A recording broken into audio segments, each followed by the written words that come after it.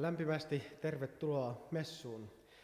Tervehdin myös teitä, joka siellä netin välityksellä olette mukana. Kiva, että olet löytänyt tie tänne tänään. Tänään palvelusvuorossa on Pasi Pitkäranta. Suntino laittanut meille kirkko valmiiksi.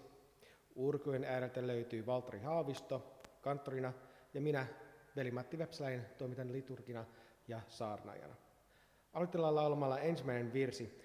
Mutta tässä vaiheessa voitte myös etsiä toi meidän uskon tunnustus 705, tai synnin tunnustus, 705. Se ei ole tullut tuonne tauluun, mutta sen me sitten luetaan yhdessä vähän myöhemmin.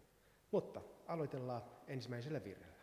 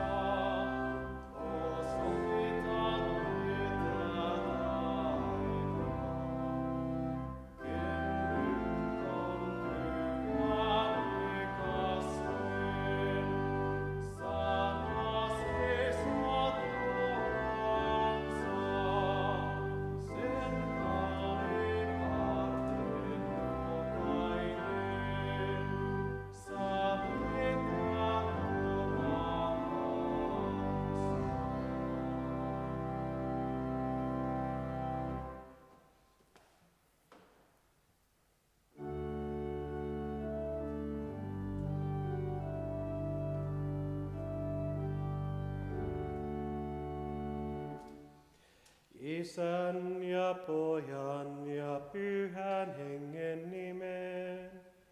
Aamen, aamen, aamen. Herra olkoon teidän kanssanne. Myös sinun henkesi kanssa. Rakkaat kristityt, tänään on toinen sunnuntai helluntaista. Päivän teema on katoavat ja katomattomat aarteet. Tänään sunnuntaina ovat katoamattomat taivalliset aarteet ja toisaalta katoavat ja petolliset maalliset rikkaudet. Rikkauksien tavoittelu johtaa itsekkyydestä. Jumalan rakkaus johtaa hänen tahtonsa mukaisen palvelevaan elämään. Siinä Kristus on esimerkkinämme. Hän oli rikas, mutta tuli köyhäksi tehdäkseen meidät rikkaaksi. Saarnassa pohdimme, kuinka Matteus käyttää lauseen taivasten valtakunta on kuin. Hänen evankeliumin luvussa 13 aika monta kertaa hän käyttää tämän lauseen. Mutta mitä se tarkoitti hänen aikaisille juutalaisille, mutta myös mitä se tarkoittaa meille täällä tänään. Mutta ennen sitä, Kristuksen turvaten, saamme tunnustaa rikkomuksemme ja rukoilla Jumalalta puhdistavaa anteeksiantoa yhteen ääneen synnin tunnustuksen 705 sanoen. Armollinen Jumala, tunnustan edessäsi, että synti on sitonut minut, enkä kykene vapauttamaan itseäni. Olen rikkonut pyhää tahtoasi vastaan ja torjunut käskyjen siunauksen. Sinä näet kaiken väärän, senkin, mitä itse en näe. Armahda minua, poikasi Jeesuksen Kristuksen tähden. Kuule myös hiljaiset katumuksemme.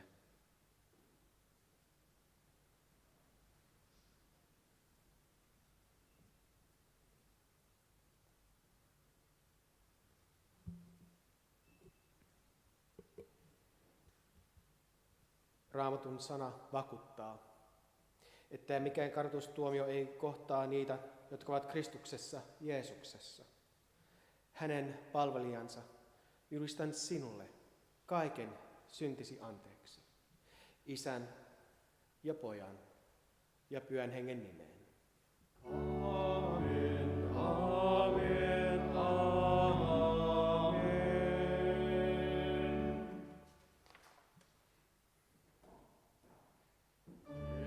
Herra, armahda meitä.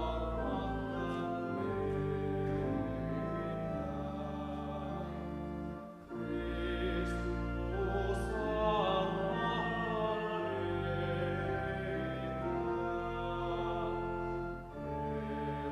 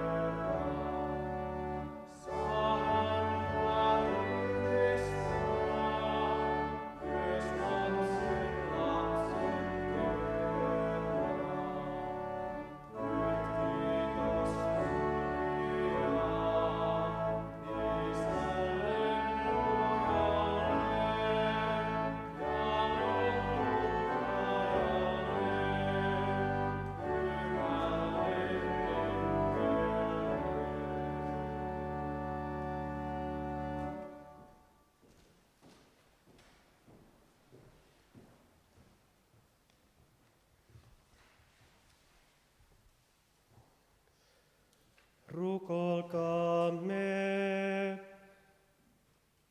Herra, meidän Jumalamme, sinä et vain osoita rakkautta, sinä olet rakkaus.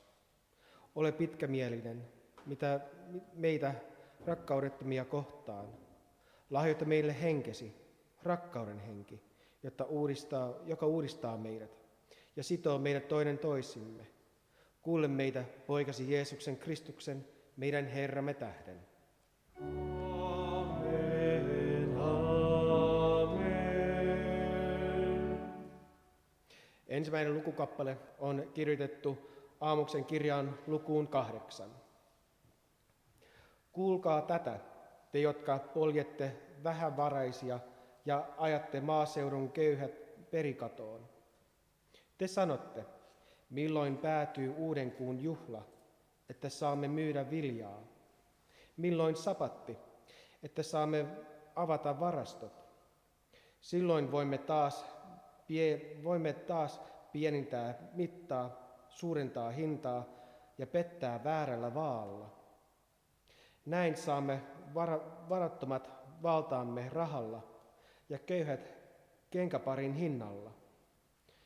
Ja akanatkin myydämme jyvinä. Herra on vannonut Jaakobin kunniaan kautta. Minä en unohda yhdenkään heidän tekoistaan. Eikö maa tämän takia järise? Eivätkö kaikki sen asukkaat välitä? Eikö se kaikkineen nouse kuin Niilin vesi, kuohua ja laskee kuin Egyptin virta? Tämä on Jumalan sana.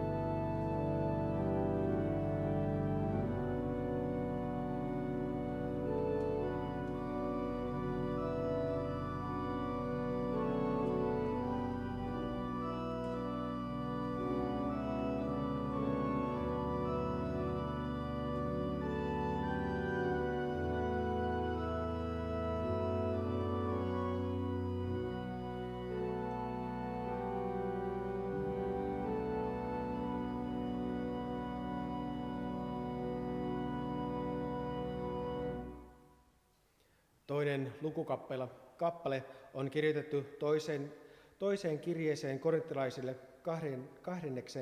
lukuun. Veljet, tahdomme teidän tietävän, millaisen armon Jumala on saanut Makedonian seurakunnille. Vaikka vaikeudet ovat raskaita, vaikka vaikeudet ovat raskaasti kohdanneet niitä, uskovien ilo oli niin ylitsevuotava, että he äärimmäisessä köyhyydessäkin osoittavat runsaasta anteliaisuutta. Voin vakuuttaa, että he antoivat voimansa mukaan, jopa ylivoimiensa. Omasta aloitteestaan he pyytämällä pyysivät, että antaisimme heidän osallistua yhteiseen rakkauden työhön, pyhien avustamiseen.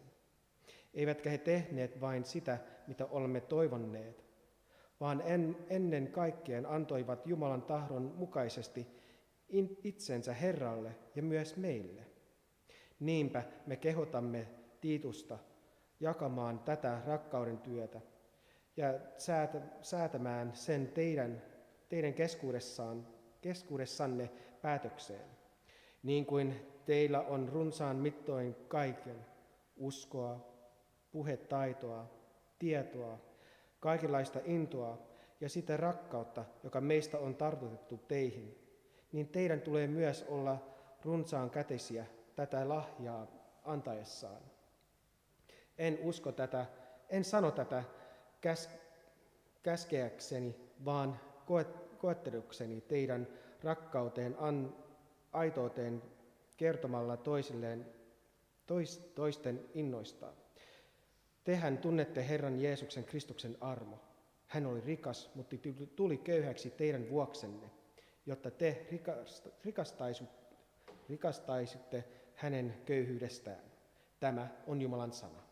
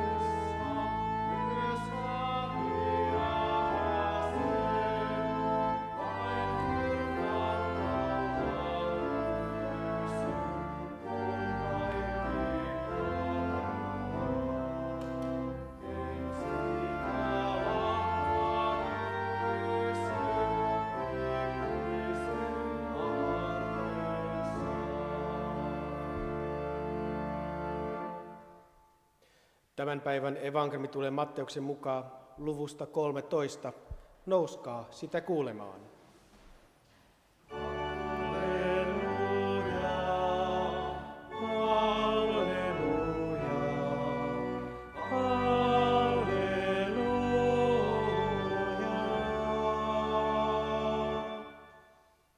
Jeesus sanoi, taivasten valtakunta on kuin peltoon kätketty aarre.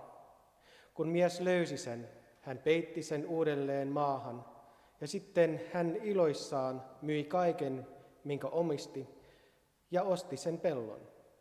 Taivasten valtakunta on myös tällainen. Kauppias etsii kauniita helmiä. Kun hän löysi yhden kallisarvoinen helmen, hän myi kaiken, mikä omisti, ja osti sen. Tämä on Jumalan sana.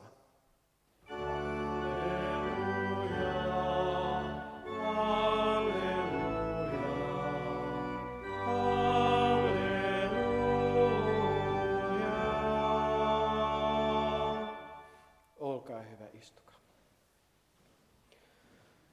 Rukoilkaamme.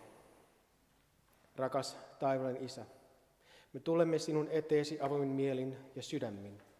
Puhu meille tänään sinun sanasi kautta, jotta olisimme valmiina kohtamaan huomisen sen tiedon varassa, että sinun valtakunta on meissä. Tätä me pyydämme sinun poikasi nimessä. Aamen. Valmistessaan tätä saarnaa mietin kaikkia vertauksia, joita Matteus on kirjoittanut evankeliumiinsa. Taivaisten valtakunta on kuin mies, joka kylvi hyvän siemenen pellolle, mutta vihollinen tuli ja kylväsi rikkaruohoja. Taivasten valtakunta on kuin sinappisiemenen, joka mies otti ja kylvi pellolle. Taivasten valtakunta on kuin nainen, joka sekoittaa hiivaa jauhoihinsa. Taivaisten valtakunta on kuin aarre, joka on kätketty peltoon. Taivasten valtakunta on kuin verkko, joka lasketaan järveen ja joka pyytää kaikenlaisia kaloja. Useimmat tutkijat uskovat, että Matteuksen evankeliumi oli kirjoitettu Jerusalemin tuhon jälkeen vuosina 70 ja 85 välisen aikana. Matteus kirjoittaa juutalaisille ja pakanalaisten tulleille kristityille, joita Jerusalemin tuho ja sitten seurannut kaos oli järkyttäneet. He pohtivat, miksi paha on olemassa hyvän rinnalla. Me myös näemme pahuuden maailmassamme ja sen tuska, joka ihmiset aiheuttavat toisilleen, jopa kirkossa. Ja yhä kysymys kuuluu, miksi Jumala ei tee asiasta mitään? Tiedämme, että Jumala on rakastava ja pyhä. Miksi hän sitten pitelee oikeudenmukaisuuden kättään? Miksi hän sallii niin paljon vääryyttä ja kärsimystä? Matteus käyttää näitä Jeesuksen vertauksia selitäkseen, miksi Jeesuksen sana, evankeliumin siementä, hänen ylösnousemuksen sanoma eivät kaikki hyväksy. Nämä vertaukset tarjoisivat vastauksia 70 ja 80 lukujen kristittyjen sydämiin, mieliin ja yhteisöihin Jerusalemin tuhon jälkeen, mutta myös meillekin täällä Suomessa. Jokainen vertaus alkaa sanoilla taivasten valtakunta. Jeesuksen aikana juutalaiset hyvin tunsi Danielin ja Hesekielin profetiat, ja he odottivat voitonsa sankaria. Joka kerta, kun Jeesus käytti ilmaisua taivasten valtakunta, hänen sanansa herättivät muistoja kirkkaista, heiluvista lipuista, loistavasta armeijoista, Salmon aikojen kullasta ja norsunluusta sekä Israelin kansan palauttamisesta. Kiihkilijöitä seisovat Jeesuksen kuulijakunnan reunalla. He etsivät vain joku pieni syy alkaa taistelua roomalaista vallan vastaan, mutta heidän pettymykseksi Jeesus ei antanut syytä tällaiseen kapinaan. Yleisön tyrmistykseksi kävi selväksi, että Jeesus puhui aivan toisenlaisesta valtakunnasta. Juutalaiset halusivat sitä, mitä ihmiset ovat aina halunneet näkyvältä valtakunnalta. Tarpeeksi ruokaa perheille, jatkuvaa työpaikkaa ja vahva armeija torjumaan hyökkäjiä. Jeesus julisti valtakuntaa, joka tarkoitti toisten palvelmisesta, kuuliaisuuden ristin kantamista ja vihollisten rakastamista. Jeesuksen vertaukset ovat arkipäiväisiä kuvia maanviljelijöistä, kalastajasta, leipää leipovia naisista, helmiä ja peltoja ostavia kauppiaista. Ajatelkaa sinappisiemeniä, jotka ovat niin pieniä, että ne voivat pudota maahan ja jäädä huomaamatta sekä ihmiseltä että linnuilta.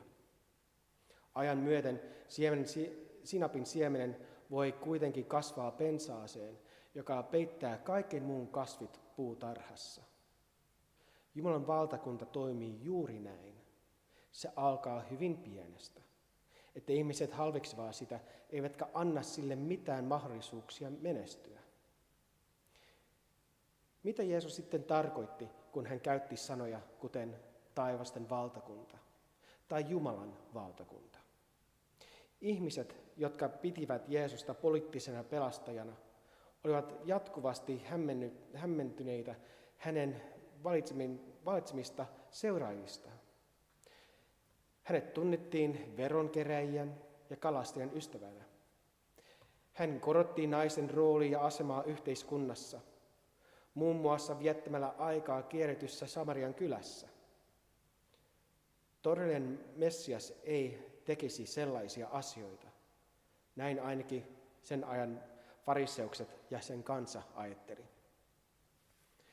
Mutta eräänä keväänä päivänä nuo poliittiset ja uskonnolliset vallan edustajat joutuvat kohtamaan Jeesuksen ja hänen valtakuntansa. Tämän kohtauksen tulos oli, että Jeesuksen päähän oli painettu orjantappuran kruunu ja hänen ympärilleen kierrettiin kuninkaan värisen viitan. Hänen kädet ja jalat lävistettiin, hänen kylkeen työnnettiin keihään. Hänet haudattiin. He eivät tienneet, he eivät ymmärtäneet, että maailman kaikkeuden ja koko luomakunnan Jumala oli toteuttamassa suunnitelmaa, jonka tarkoituksena oli antaa anteeksi ihmiskunnan julmuudet. Toistamalla sen anteeksiannon, joka Aadam ja Eeva olivat saaneet Edenin puutarhassa. Karitsan täydellisen veriuhrin kautta Jumala palautti luojan, Aadamin ja Eevan välisen suhteen. Hän lupasi heille, että vapahtaja tulisi ja palauttaisi rauhan kaikkien ihmisen ja hänen luomakuntansa keskuuteen. Taivasten valtakunnalla, Jumalan valtakunnalla, ei ole maantieteellisiä rajoja. Ei ole pääkaupunkia, ei ole parlamenttitaloja, eikä näkyviä kuninkaallisia tunnusmerkkejä. Se elää ja kasvaa jokaisessa ihmisen sisällä, joka on uskossa kiinnittynyt Jeesukseen. Kun Jeesus vaelsi tämän maan päällä, hänellä oli Jumalan pyhä henki. 3 päivää sen jälkeen, kun Jeesus oli laskettu lainattuun hautaan, hän nousi kuolleista. Osa naisista sekä Pietari ja Johannes menivät puutarhaan, mutta näkivät vain tyhjän haudan. Samana iltana, kun he olivat kaikki kokoontuneet ylähuoneeseen, Jeesus ilmestyi. He näkivät hänet ja keskustelivat hänen kanssaan. Johanneksen evankeliumissa kerrotaan, että kun Jeesus ilmestyi opetuslapsilleen, hän antoi heille pyhän henkensä. Hänen pyhän henkensä asui nyt jokaisessa opetuslapsessa. Sama pyhä henki, joka Jeesuksessa oli, näkyi, kun Pietari ja Johannes paransivat miehen temppelin portilla. Paavali ymmärsi tämän, kun hän kirjoitti, Jumala lähetti pyhän hengen meidän sydämimme. Tämä on se asia, joka yritämme yhä ymmärtää. Kuinka pyhä henki, 3. persoona kolminaisuudesta, voi olla jokaisessa uskovassa, kun tiedämme, ettemme ole pyhiä. Paavali ymmärsi tämän mysteerin, kun hän kirjoitti, tahtoisin kyllä tehdä oikein, mutta en pysty siihen. En tee sitä hyvää, mitä tahdon, vaan sitä pahaa, mitä en tahdo. Ja sitten pahaa, mitä en halua tehdä, teen. Kuka pelastaa meidät tästä epäreilusta ristiriidasta? Vain Jeesus, joka asuu meissä.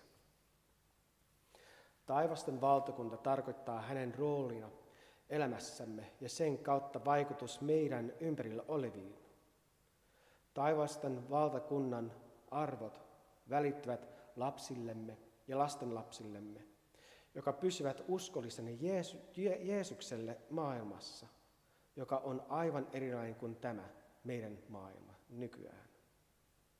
Jumalan valtakunta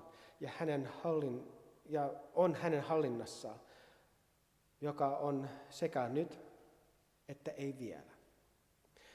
Kun kristityt elävät maailmassa, kulttuurissa, joka kapinoi Jumalaa vastaan koko ajan. Niinpä. Hyvä siemenen kasvaa rinnalla vihollisen kylvämään rikkaruohien kanssa. Jumalan valtakunta etenee hitaasti kuin salainen iskuryhmä, kun ihmisen sydämet muuttuvat. Kun sydämet muuttuvat elämässä ja perheessä, vallitsee rauha ja sopusointi. Vertauksessa kylväjästä ja rikkaruohosta Jeesus käsittelee hyvää ja pahan välisen jännittettä maailmassamme. Hyvän ja pahan välinen taistelu ei ole lakannut. Me kyllä kaikki sen ymmärrämme, kun katsomme ympäri tätä maailmaa. Vertauksia siinapin siemenestä Jeesus muistuttaa meitä siitä, että hänen seurakuntansa kasvaa edelleen, jopa vainon aikana. Kun Jeesus eli maan päällä, hän teki sokeista näkeviä ja rajarikoista käveleviä. Hän palaa hallitsemaan valtakuntaa, jossa ei ole sairauksia eikä vammaisuutta. Ollessaan maan päällä hän kuoli ristillä, jotta hänen täydellisen elämänsä ja sitten hänen pyhän kallisarvoinen verensä voitaisiin hyväksyä Jumalan edessä. Siksi kaikki, jotka uskovat Jeesukseen, tulevat vanhurskaaksi Luojansa edessä. Viimeisellä henkäyksellä Jeesus antoi anteeksi eräälle varkaalle, joka ei ole koskaan elämässään aikana osoittanut valtakunnan merkkejä. Ja silti hän pääsi paratiisiin. On siis vielä aikaa tämän maailman ihmisille. Jumalan valtakunta on se aarre, joka kasvaa meissä jokaisessa, jos me annamme sille tilaa. Annatko Jumalan valtakunta kukoistaa omassa elämässä? Minä en pysty vastaamaan siihen kysymykseen. Se on teidän tehtävä vastata siihen. Mutta mä toivon, että jokainen antaa Jumalan valtakunta, se pieni siemenen, alkaa kukoistamaan, kasvattaa omaa puutarhaa sisämässään, jotta hänen rakkaus paistaisi kaikille meidän ympärillä oleville. Aamen. Nousemme tunnustaa meidän yhteinen kristillinen uskomme.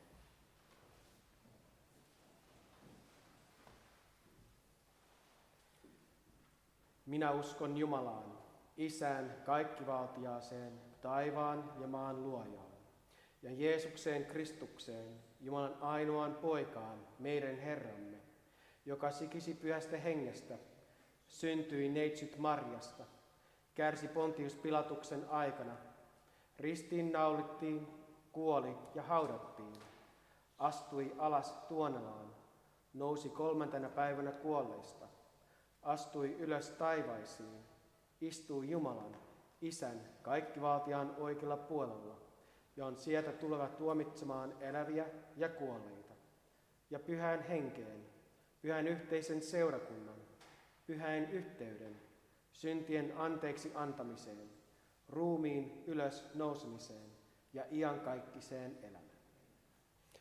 Olkaa hyvä, saatte istua.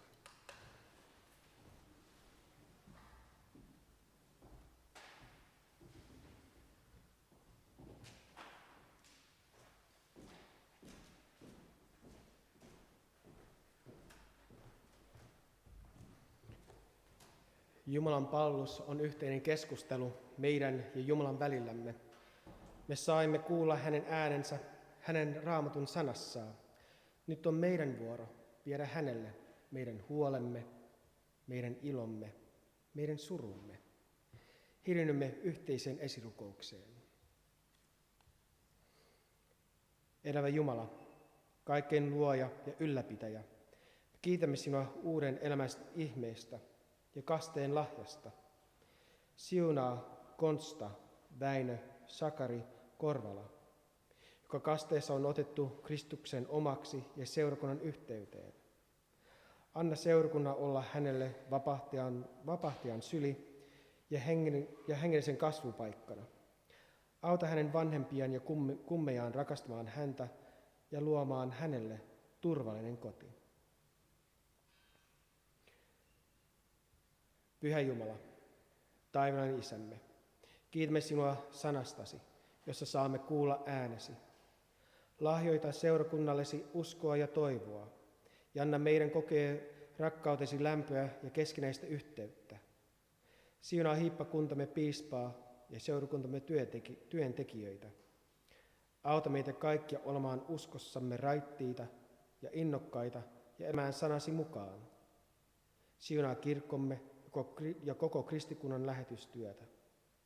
Rohkaise ja vahvista niitä, jotka vainoavat Kristuksen nimen tähden. Kokoa kansasi kaikilta valtakunnasta ja auta meitä toivossa odottamaan poikasi paluuttaan. Kiitämme sinua isänmaasta.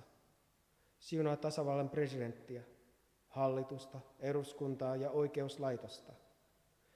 Anna päättäjille vastuuntuntoa niin, että he edistäisivät oikeudenmukaisuutta. Ohjaa heidän toimintaan erityisin niiden parhaaksi, jotka ovat heikommassa asemassa.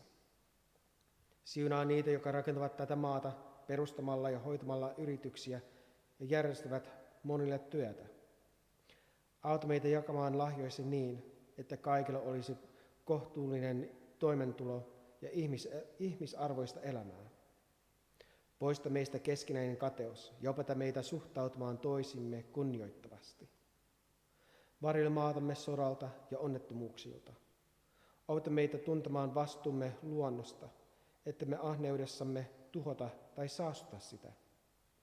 Taivuta meidät katumukseen ja kääntymykseen, kun etäännymme sinusta ja alamme suosia syntiä elämässämme. Siunaa kotejamme, anna niille anteeksi antavaa mieltä ja sinun eheyttävää läsnäoloasi. Auta vanhempia kantamaan vastuuta lapsistaan. Ohjaa lasten ja nuorten kasvua. Auta meitä kaikkia pysymään seurakunnan yhteydessä ja seuraamaan uskollisesti Herraamme. Taivaan Isä, sanasi kehottaa meitä kantamaan toisimme taakkoja. Auta meitä olemaan niiden tukena, joiden elämä varjostaa surua, sairaus tai yksinäisyys. Tue ja lohduta niitä lähimmäisimme, jota tuomme sinun eteesi hiljaisessa rukouksessa tällä hetkellä.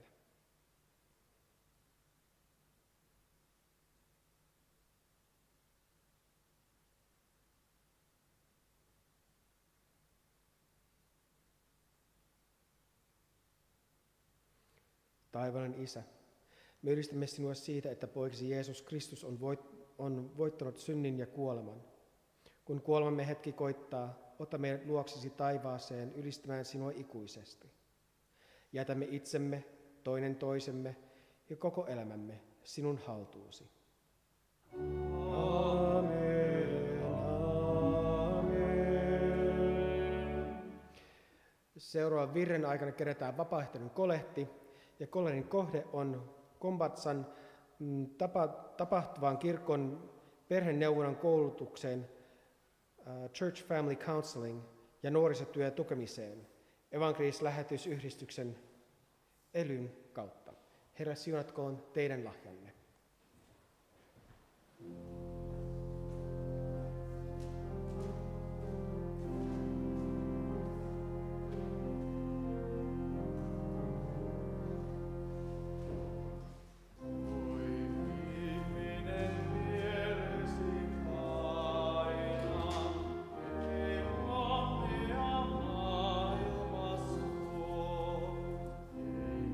Kestä ei säily se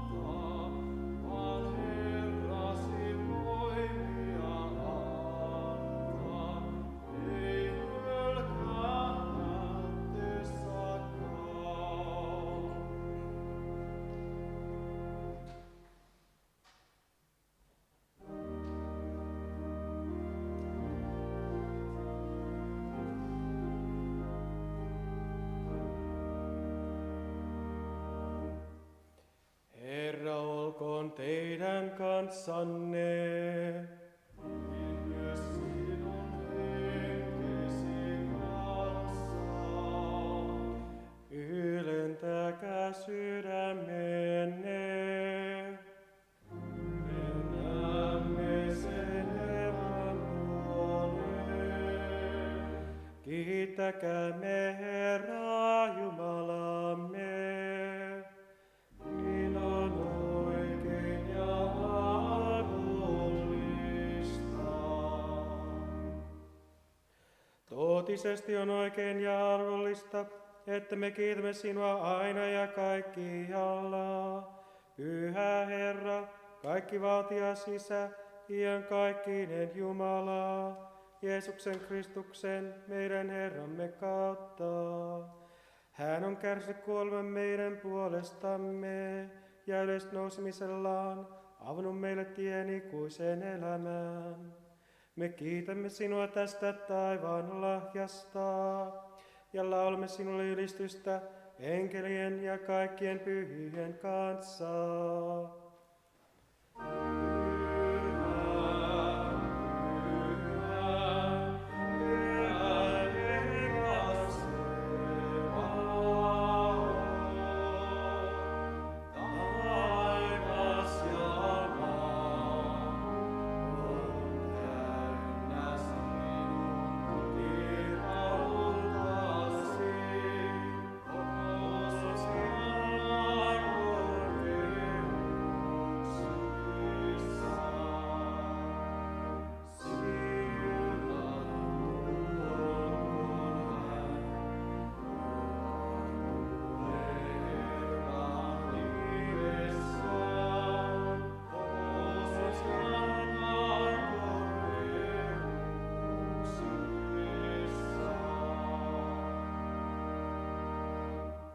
Olkaa hyvä, istukaa. Herra, meidän Jumalamme, sinä olet kaikkivaltias ja pyhä. Sinä annoit elämän koko luomakunnalle ja loit ihmisen omaksi kuvaksesi. Sinä et jättänyt meitä synnin ja kuoleman valtaan, vaan lupasit profeettojen kautta pelastuksen päivän. Kun aika koitti, sinä lähetit poikasi. Hän syntyi ihmiseksi ja lunasti meidän ristillä. Hänessä sinä teit rauhan kanssamme. Me rukoilemme sinua. Lähetä Pyhä Henkesi ja siunaa nämä lahjat, leipä ja viini, joiden kautta tulemme osalliseksi Kristuksen ruumiista ja verestä, kun vietämme pyhää ehtolista, niin kuin hän itse on meitä käskenyt. Herra Jeesus Kristus, sinä yhden, jonne kavallettiin, otti leivän, siunasi.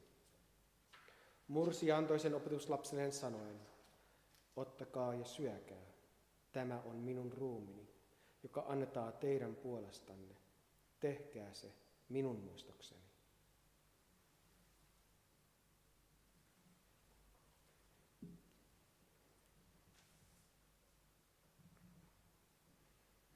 Samoin hän otti maljan, kiitti ja sanoi, ottakaa ja juokaa tästä te kaikki. Tämä malja on uusi liitto minun veressäni, joka vuodetaan teidän puolestanne syntien anteeksi antamiseksi. Niin usein kun te siitä juotte, tehkää se minun muistokseni.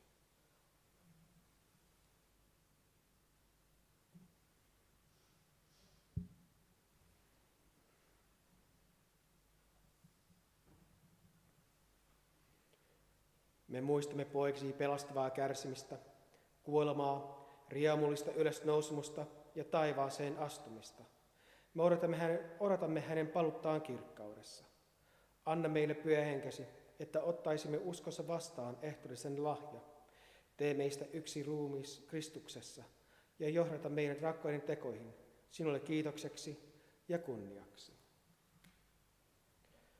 Hänen kautta, hänen kanssa ja hänessä kuuluu sinulle kaikki valtias Isä, Pyhän Hengen yhteydessä, kunnia kirkkaus aina ja ikuisesti. Amen, amen, amen. Rukoillaan yhdessä, niin kuin vapahtaja Kristus on itse meitä opettanut.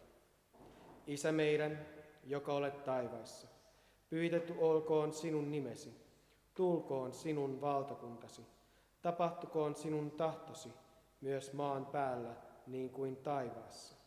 Anna meille tänä päivänä meidän jokapäiväinen leipämme, ja anna meille meidän syntimme anteeksi, niin kuin mekin anteeksi annamme niille, jotka ovat meitä vastaan rikkoneet. Äläkä saata meitä kiusaukseen, vaan päästä meidät pahasta, sillä sinun on valtakunta ja voima ja kunnia iankaikkisesti. Aamen.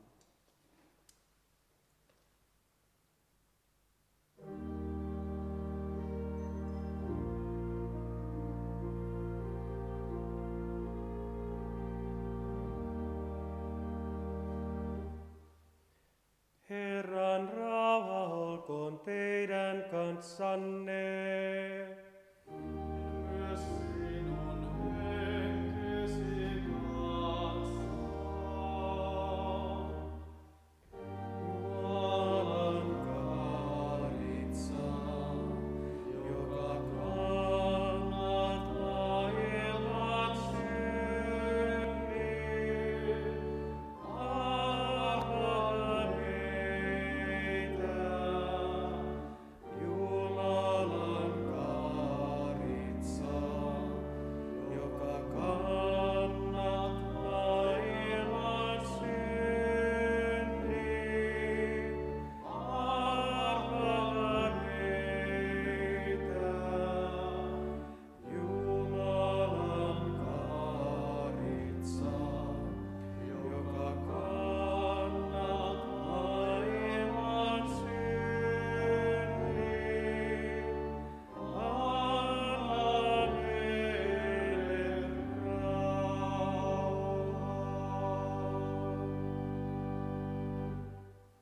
Olkaa hyvä, istukaa. Tulkaa, ottakaa vastaan Kristuksen ruumis. Tulkaa, juokaa kuolmat muiden lähteestä. Kaikki on valmiina. Tarvittaessa meillä on tarjolla myös gluteenitonta leipää ja alkoholitonta viiniä. Ilmoittakaa minulle, mä tämän tarjoan teille. Mutta kutsu kuului. Tulkaa. Tulla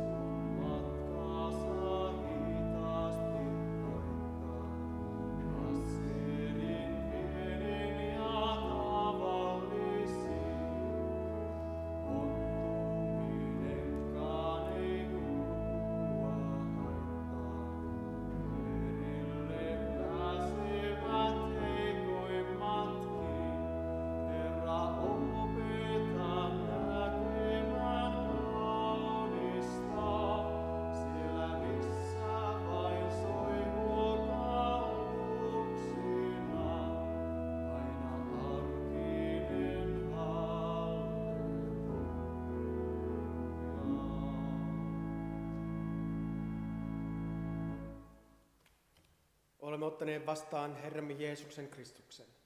Hän kätkeköön henkemme, sielumme, ruumiimme, koko olemuksemme iankaikkiseen elämään. Aamen.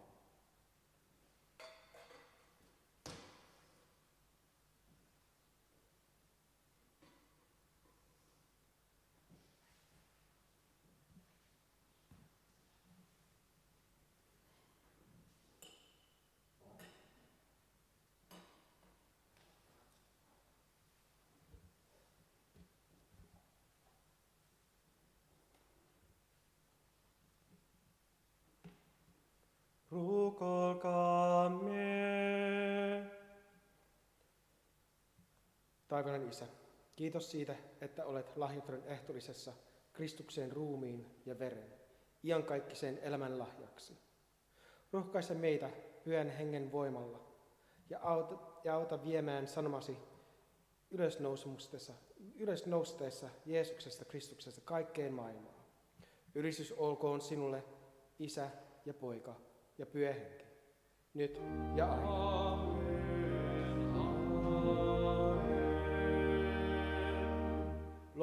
Nousemme laulamaan ylistysvirsi 574, 1.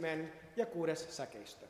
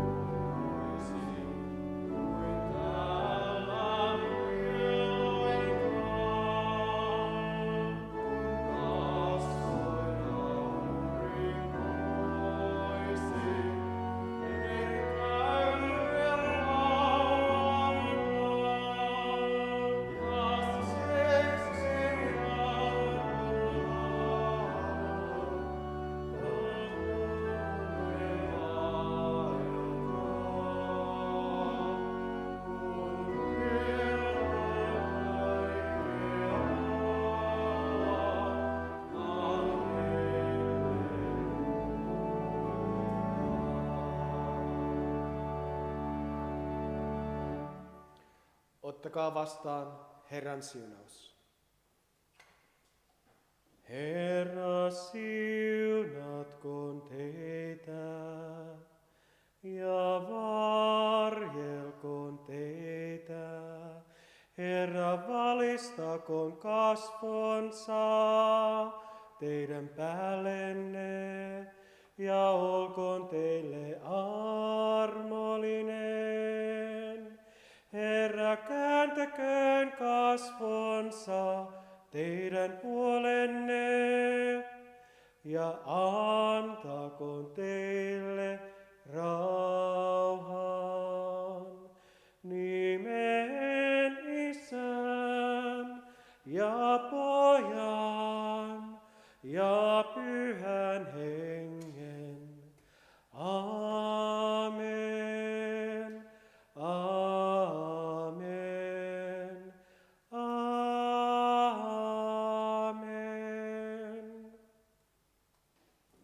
Olkaa hyvä, istukaa.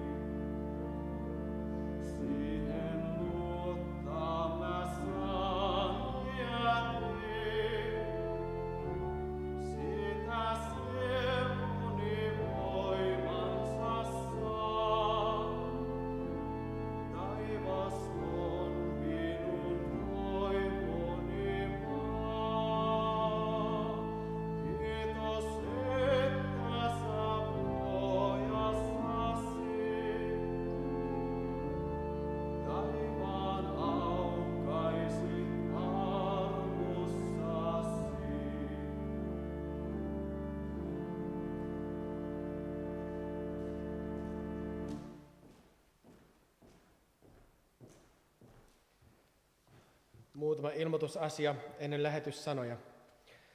Huomenna maanantaina 8.6. kello 9.30-12 on Hautausmaan Pystykaffe. Siellä Saila Kuuskoski on sitten paikan päällä. Ja sitten mä käännyn Raunon puoleen tästä. Tässä on niin kysymysmerkki. Onko Raamattu rukouspiiri huomenna tai ei? Se on tässä kesätaulu. Okei, selvä. No niin. Mutta sitten keskiviikkona 10.6. kello 18 pieni iltamessu täällä kirkossa. Ja se on viimeinen sitten tälle kaudelle. Kesän jälkeen sitten aloitetaan uudestaan. Mutta jos ette ole ikinä ollut pieni iltamessussa, tulkaa ihmeessä. Se kestää noin puoli tuntia 45 minuuttia. Ja siinä on koko paketti. Siinä on saarna ja ehtorinen ja muut. Ja sitten sen jälkeen on myös kahvitilaisuus sitten tuossa eteisessä. Että jos ei ikinä ollut, tuu käymään. Se on viimeinen tälle kaudelle sitten kesän jälkeen uudestaan. Maanantaina 15.6. kello 9.30 taas on Hautausmaan Pystykaffe siellä Saila Kuuskoski. Sitten keskiviikkona 17.6. kello 13.30 päivän Raamattupiiri seurakuntakorilla. Tämä on sitten viimeinen tälle kaudelle, sitten kesän jälkeen uudestaan aloitellaan. Sunnuntaina 21.6. kello 13 Metsäkirkko Soininharjulla. Siellä minä ja sitten toi Valtteri, joka tuolla urun äärellä nyt istuu, me olemme siellä sitten toimittamassa sitä Sanan Jumalan palvelusta. Sitten maanantaina 2.2. kello 9.30 Hautausmaan Pystykaffe. Menkää ihmeessä moikkamaan sitä Sailaa sieltä. Hän ei turhaa sitä kahvia sinne keitetä. Siellä joku muu sitten nauttii siitä. Mutta joo, tässä nämä ilmoitusasiat oli. Lähtekää rauhassa ja palvelaa toinen toisenne ja Jumalaakin. Ja kiitos rukouksen yhteydestä ja ehtorisen yhteydestä. Ja muistakaa, se taivasten valtakunta on teissä. Se on se pieni uskon siemen, mikä kasvaa, jos te annatte sen kasvaa. Ja mä pyydän, antakaa sen kasvaa. Se tuo teidän elämään semmoista iloa ja rakkautta, mitä tämä maailma ei voi tarjota. Ja kun te annatte sen kasvaa teissä, se myös vaikuttaa kaikkiin, joka sun ympärillä sitten liikkuu. Antakaa sen kasvaa. Ruokkikaa sitä pientä uskon siementä. Runsaasti Herran siunassa teille kaikille tällä tulevalla viikolla. Näkemiin.